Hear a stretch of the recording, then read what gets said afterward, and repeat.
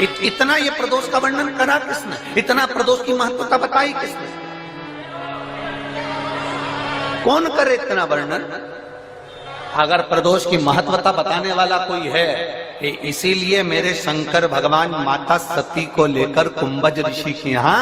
अगस्त ऋषि के यहाँ कथा सुनने के लिए गए थे, क्योंकि उनके बराबर कोई शंकर के महत्व को बता नहीं सकता और प्रदोष के महत्व को नहीं बता सकता। सती मैया को प्रदोष का महत्व बताने के लिए शंकर सती जी को लेकर कुंभज बाबा के यहाँ गए थे, अगस्त ऋषि के, कि प्रदोष के महत्व को तो जानो सती तुम प्रदोष के महत्व को तो सती जानो, तुम प्रदोष के महत्व को तो सती पहचानो कि प्रदोष का महत्व क्या होता है, प्रदोष काल का महत्व क्या होता है, प्रदोष के समय का महत्व क्या होता है।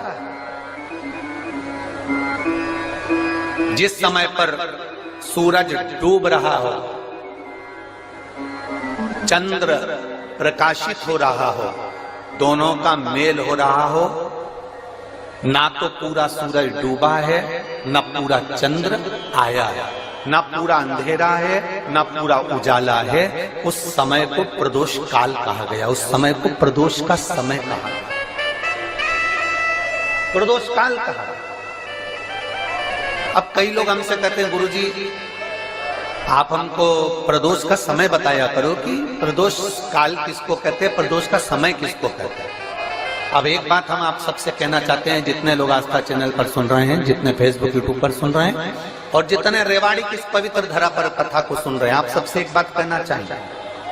अगर हम समय देखकर बताएं आपको कि शाम को 6 बजे, 6:30 बजे, 6:30 पे लेकर 7:30 के बीच में ये समय है, या 5:30 से लेकर 6:30 तक का ये समय है, या हम तुमको बोल दें कि इतनी बजे ये समय प्रदोष काल का रहेगा या इतनी बजे ये समय रहेगा, तो देखिए कभी कभी ठंड का समय आता है तो दिन जल्दी ढल जाता है, कभी कभी गर्मी का समय रहता है तो दिन बहुत लेट ढलता है। इसलिए समय की गणना से मत चलो, आप तो ये अंदाजा लगाकर रखो कि दिन ढल रहा हो, अंधेरा होना शुरू हो रहा हो, सूरज डूब रहा हो, चंद्र प्रकाशित हो रहा हो, अंधेरा अपना काम कर रहा है, सूरज ढलता जा रहा है, दिन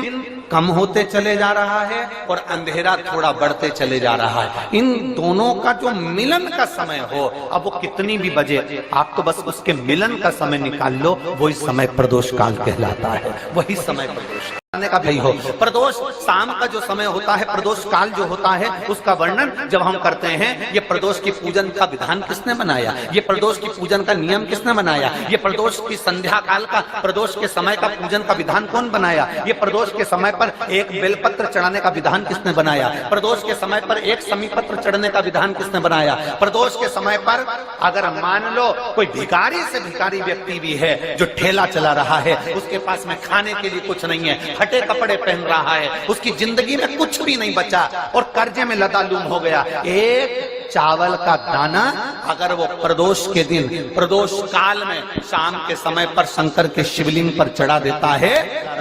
उसके पास में खाने के लिए कुछ नहीं है, फटे कपड़े पहन रहा है, उसकी जिंदगी में कुछ भी नहीं बचा और कर्जे में लदालूम हो गया, एक चावल का दाना अगर वो प्रदोष के दिन, प्रदोष काल में शाम के समय पर शंकर के शिवलिंग पर चढ़ा देता है, तो 3 या 4 प्रदोष में उसका कर्जा चूकना प्रारंभ हो जाता है। प्रदोष का विधान।